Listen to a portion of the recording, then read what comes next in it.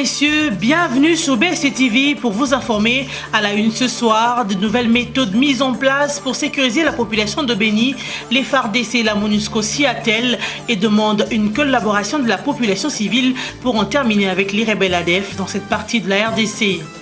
La majorité présidentielle a rassuré, le poste de Premier ministre pendant la transition sera confié à l'opposition pro-dialogue. Pour le porte-parole de la MP, ceci est une grande responsabilité attribuée à l'opposition, à elle de désigner son représentant. Et puis ce kidnapping massif de lycéennes au Nigeria qui avait créé une indignation dans le monde. Ce jeudi, le groupe djihadiste Boko Haram en a libéré 21 sous le regard du Comité international de la Croix-Rouge. Avec les 57 qui se sont échappés auparavant, Boko Haram détient encore 198 lycéennes nigérianes.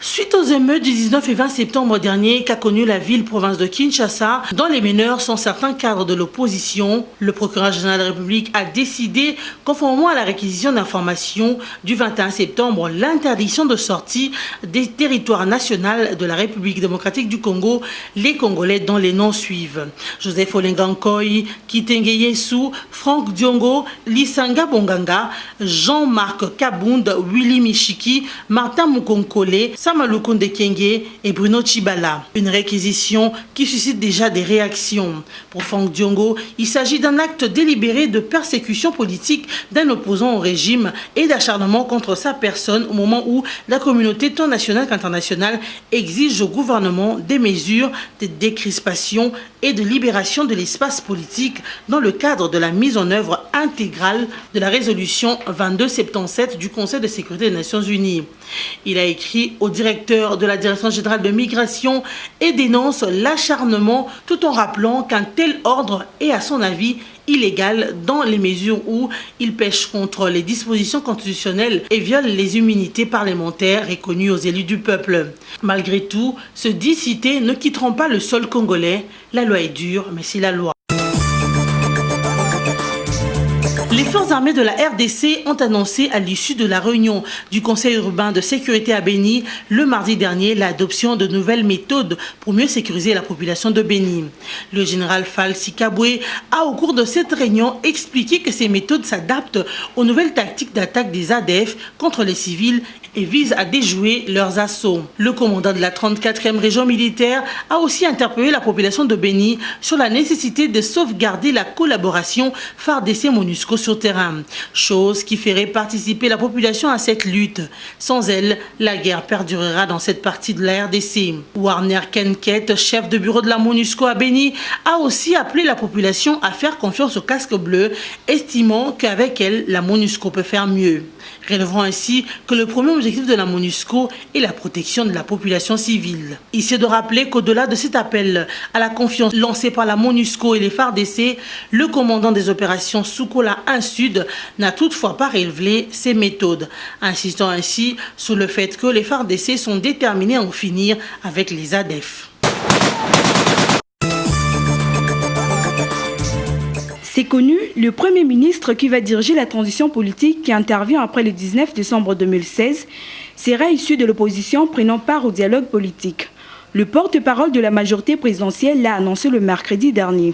André-Alain Ntundou a précisé que la majorité présidentielle a accepté d'accorder le poste de Premier ministre à l'opposition, tout en soulignant qu'il s'agit d'une responsabilité pour l'opposition. Après cette annonce, l'opposition a cédé sur toute la ligne. Plus la moindre condition pour le statut du chef de l'État après l'expiration de son second et dernier mandat le 19 décembre 2016, ni sur la date exacte de la tenue couplée des élections présidentielles, législatives, nationales et provinciales, sur la durée de la transition et encore moins sur la libération des prisonniers politiques et la réouverture des médias.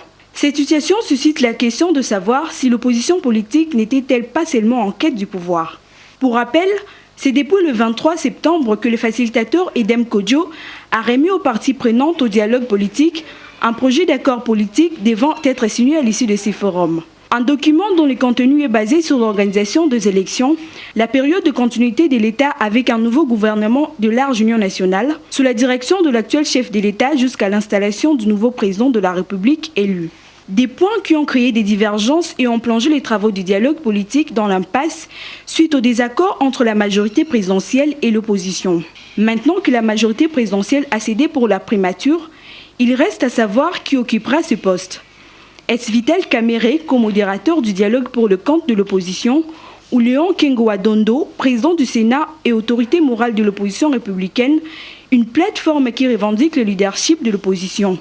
Qui prendra ses fauteuils à la primature? À ces stades, il se dessine déjà que très bientôt, Edem Kodjo, le facilitateur désigné par l'Union africaine et appuyé par les Nations Unies, va très bientôt plier bagage, car c'est maintenant une question de jours ou d'heures pour la signature de l'accord politique afin de sceller le principe de la gestion consensuelle de la période intérimaire. Il y a 3 ans, les rébellions dans l'est de la République démocratique du Congo avaient occasionné plusieurs cas de violence. Actuellement, les choses s'améliorent dans cette partie de la RDC. Depuis la mise en place du bureau de la représentante personnelle du chef de l'État en charge de la lutte contre les violences sexuelles et le recrutement d'enfants, la population congolaise a brisé le silence sur ces actes jadis tabous pour l'aborder. Au cours de la clôture de la conférence sur les violences sexuelles organisée par la RDC et les Nations Unies, Janine Mabunda a affirmé que les cas de violences sexuelles en RDC ont baissé de 50% en 2 ans seulement. Un sujet de fierté, mais pas de réjouissance pour la RDC, car il y a encore à faire dans les années qui viennent. Pour la représentante personnelle du secrétaire général de l'ONU chargée de la lutte contre les violences sexuelles dans les zones en conflit, la RDC doit reconnaître ses faiblesses et sa force afin de trouver des solutions idoines. Bangora Zainabe se réjouit du fait que les Congolais ont brisé le silence sur les violences sexuelles. Pour lier l'utile à l'agréable, la société civile congolaise a remis un diplôme dénommé Grand Ami du Congo à la représentante de Ban Ki-moon, la 3e personne des Nations Unies à le recevoir. Les Nations Unies célèbrent chaque 13 octobre la journée internationale de la prévention de catastrophes naturelles. Cette journée a été instaurée par l'Assemblée générale des Nations Unies avec pour objectif de promouvoir une culture mondiale des réductions de catastrophes, y compris des mesures de prévention, d'atténuation et de préparation. Instaurée depuis 1989, cette journée a pris de plus en plus d'ampleur pour devenir un événement majeur de sensibilisation mondiale.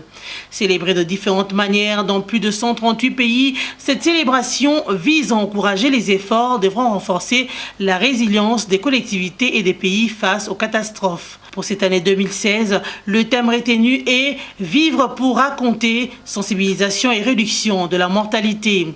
L'édition 2016 de la journée est marquée par le lancement de la campagne de sensibilisation du Bureau des Nations Unies pour la prévention de catastrophes naturelles, axée sur les 7 objectifs du cadre de Sendai pour la réduction des risques de catastrophes. Notons par ailleurs qu'à l'échelle mondiale, les femmes et les enfants sont jusqu'à 14 fois plus susceptibles que les hommes à la mortalité dans une situation de catastrophe. Rappelons que récemment, l'ouragan Matthew a dévasté l'Haïti et le Cuba. Grâce aux bonnes préventions, le Cuba n'a enregistré aucune perte en vies humaines.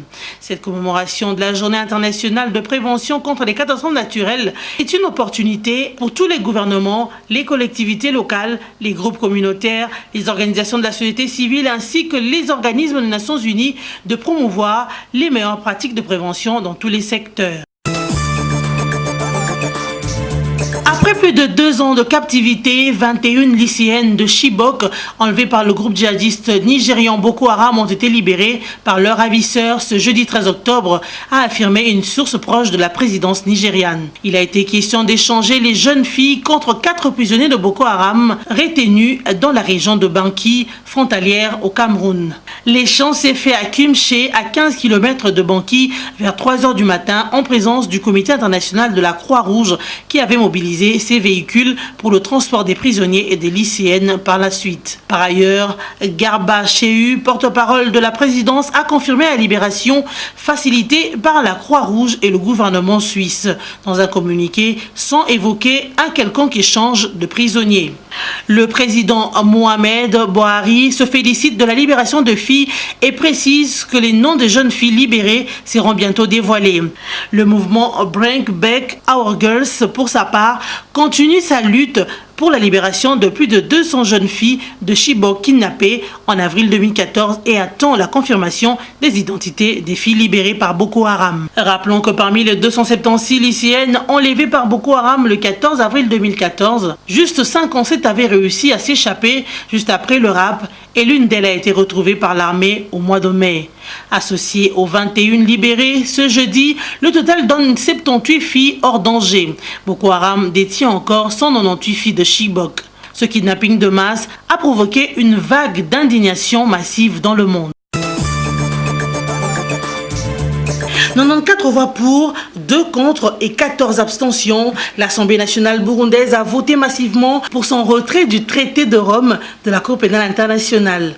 Une décision prise après la sortie d'un rapport d'experts de l'ONU accablant sur des graves violations des droits de l'homme et la création d'une commission internationale d'enquête par la Cour des droits de l'homme. Après avoir reçu ce document en 2 heures à peine, les sénateurs burundais l'ont adopté à l'unanimité. Il y a une semaine, le projet de loi a été adopté par le Conseil des ministres.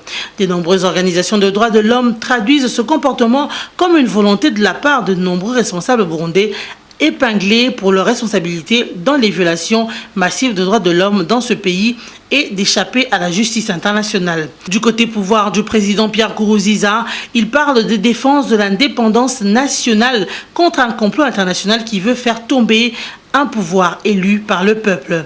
Selon des sources de la Chambre haute du Parlement burundais, ce projet devait être envoyé à la présidence dès mercredi soir pour sa promulgation, ce qui va faire du Burundi le premier État du monde à se retirer de la Cour pénale internationale.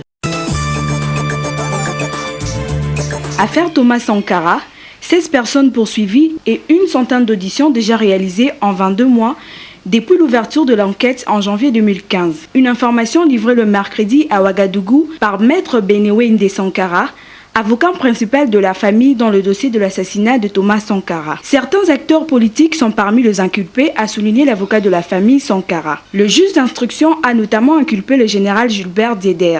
Maître Benewende a insisté sur le fait que le dossier judiciaire relatif à l'assassinat de Thomas Sankara avance lentement mais sûrement. Le juge d'instruction a également lancé un mandat d'arrêt international contre Blaise Compaoré, l'ex-président burkinabé.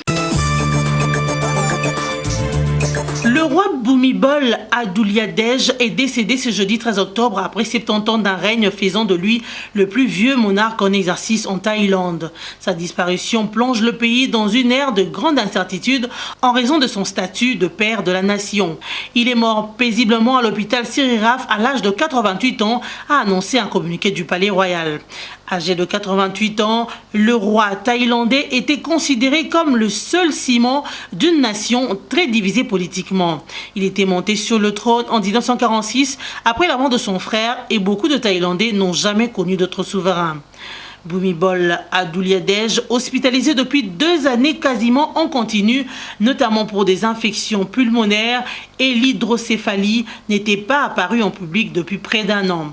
Le roi avait un statut de demi-dieu en Thaïlande, héritage de décennies de culte de la personnalité. Chez les particuliers, dans les administrations, dans les écoles, ses portraits sont omniprésents à travers le pays. Son fils, le prince Maha Vajiralongkorn, âgé de 63 ans, va le succéder. Sauf dernier changement, le FC Renaissance du Congo jouera avec le Daring Club Motema Pembe le 21 octobre prochain. Date officielle du match après son report au début du championnat de la Ligue nationale de football. Les 2 équipes évoluent dans le championnat d'élite de la Division 1. Le FC Renaissance du Congo est dans la meilleure option depuis le début de la Division 1. Visiblement, rien ne pourra arrêter le vainqueur de la Coupe du Congo en titre. De leur côté, les Immaculés de Daring Club Motema Pembe évoluent à dents de scie. Ils ont enregistré 2 victoires de douleur et une défaite, dont 3 rencontres au championnat. La rencontre de FC Renaissance et d'Essampé, les 2 frères ennemis, s'annonce houleux. Le rendez-vous est donc pris pour ce 20 octobre au stade des Martyrs.